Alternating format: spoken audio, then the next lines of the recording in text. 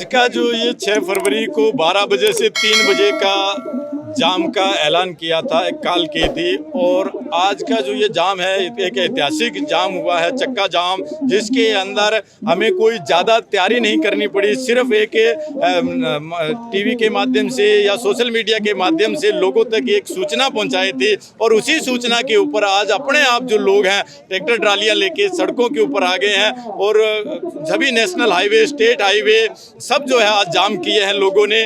और ये जाम, आज का जो चक्का जाम, एक ऐतिहासिक जाम है। इतनी बड़ी संख्या के अंदर लोग सड़कों पर निकल के आए हैं कि दिल्ली के चारों तरफ जो लोग बैठे हैं उनका बिजली पानी बंद कर दिया, उनकी जो सप्लाई बंद कर दी गई थी, पानी की बिजली काट दी गई थी, और नेट जो बंद कर दिया गया था, उसके रोष के अंदर आज ये हमने फैसला लिया था। और ये आज का जो जाम है बहुत बड़ा जाम हुआ। उससे चलते सरकार ने, जब इसको पहले से इनके पास वो रिपोर्टें आ जाती है CID की कि लोग तो बहुत बड़ी संख्या में आएंगे, तो एक दिन पहले इन्होंने नेट चलाने का भी काम किया है। हरियाणा में भी सोनीपत और झज्जर 2 जिलों के अंदर नेट नहीं चला, बाकी जगह इन्होंने नेट चला दिया। ये जनता के दबाव की वजह से इनको नेट चलाना पड़ा। प्रधान जी, जिस तरह से बैरिकेडिंग की, तारें लगाई गई, कीलें तक लगा दी गई, एक तरह से मोर्चा लगा दिया गया, जिस तरह से किलेबंदी होती है, इसको किस तरह से? ये बिल्कुल जो टिकरी बॉर्डर के ऊपर हम बैठे हैं, सिंगू बॉर्डर पे बैठे हैं, वहाँ पे पहले बैरिकेड लगे थे, लेकिन अब इन्होंने 26 जनवरी के बाद में कंटीले तारें लगाई और वहाँ पे कीलें लगाई, बजरी और सीमेंट की जो दीवार निकालने का काम किया।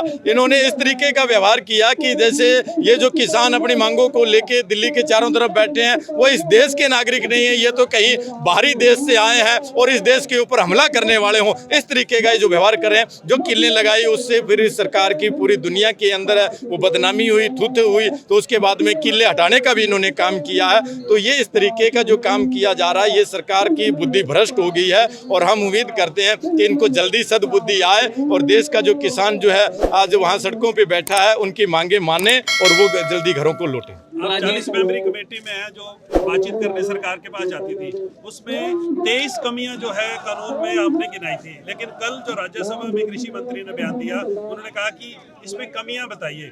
तो इसको रुख को कैसे देखते हैं आप?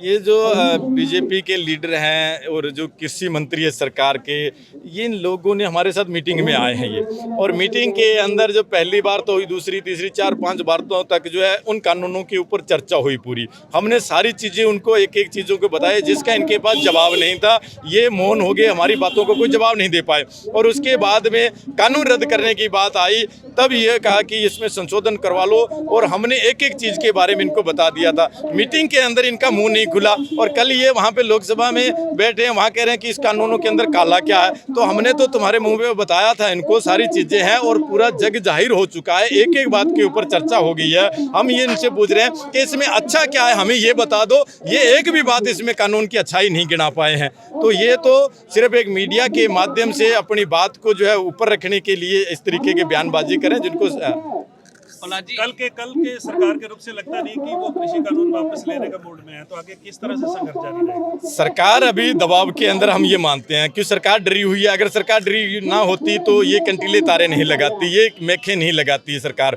अब सरकार जो है, आज पूरा देश सरकार के खिलाफ खड़ा हो गया, हर वर्ग आज सरकार के खिलाफ खड़ा हो गया। अब इस सरकार को बचने का कोई रास्ता कहीं नजर नहीं आ रहा। हर वर्ग जो है, जिसने इनको वोट दिया था, वो सारे लोग आज इसके खिलाफ खड़े हैं। तो अब ये एक जो डरा हुआ आदमी होता है, वो एक इस तरीके से गुस्सा करता है, वो इस तरीके का वो डर सा पैदा करने की ये कोशिश कर रहे हैं, लेकिन इनका डर है वो नहीं चलेगा, क्योंकि इस देश का जवान है वो भी किसानों के साथ खड़ा है, देश की जो पुलिस है वो भी किसानों के साथ खड़ी है।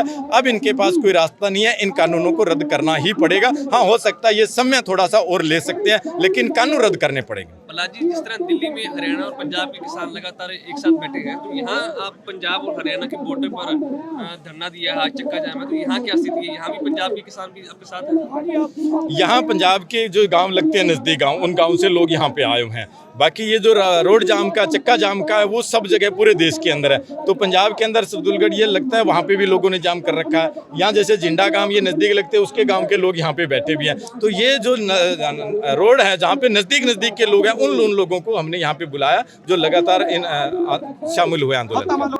ਅੱਜ ਜੀ ਜਿਹੜੀ 6 ਫਰਵਰੀ ਦੀ ਸਾਡੇ ਤੋਂ ਦਿੱਲੀ ਤੋਂ ਨੈਸ਼ਨਲ ਕਾਲ ਆਈ ਸੀ ਸਾਡੇ ਕਿਸਾਨ ਜਥੇਬੰਦੀਆਂ ਦੀ, ਉਹ ਅੱਜ ਸਹੀ 12 ਵਜੇ ਅਸੀਂ ਮਸਾਇਆ ਵਾਲਾ ਬਰਨਾਲਾ ਰੋਡ ਸਰਦੂਲਗੜ੍ਹ ਨੂੰ ਜਾਣ ਵਾਲਾ ਇਹ ਤੇ ਜਾਮ ਲਾਤਾ ਜੀ। ਸਾਡੀ ਡਿਊਟੀ ਲੱਗੀ ਸੀ ਰੋਡ ਤੇ, ਅਸੀਂ ਪੂਰੇ ਤੌਰ ਤੇ ਰੋਡ ਜਾਮ ਹੈ। ਇਹਦੇ ਉੱਤੇ ਕੋਈ ਗੱਡੀ ਨਹੀਂ ਲੰਘਣ ਦੇਵਾਂਗੇ, ਨਾ ਕੋਈ ਮੋਟਰਸਾਈਕਲ ਲੰਘਣ ਦੇਵਾਂਗੇ। ਸਿਰਫ ਲੰਘੂਗੀ ਤਾਂ ਮਤਲਬ ਕੋਈ ਵਿਆਹ ਸ਼ਾਦੀ ਵਾਲੀ ਗੱਡੀ ਲੰਘੂਗੀ, ਜਾਂ ਕੋਈ ਜਿਵੇਂ ਸਕੂਲ ਵਾਲੀਆਂ ਵੈਨਾਂ ਉਹ ਵੀ ਲੰਘਾਵਾਂਗੇ ਜੀ, ਜਾਂ ਕੋਈ ਐਮਰਜੈਂਸੀ ਗੱਡੀ ਉਹ ਵੀ ਲੰਘਾ ਸਕਾਂਗੇ। ਇੱਥੇ ਜੇ ਆਰਮੀ ਆਊਗੀ ਤਾਂ ਆਰਮੀ ਦੀ ਗੱਡੀ ਵੀ ਲੰਘਾਈ ਜਾਊਗੀ, ਗੱਲ ਕਰ ਆਰਮੀ ਇਹ ਰੋਡ ਤੇ ਘੱਟ ਹੀ ਚੱਲਦੀ ਜੀ।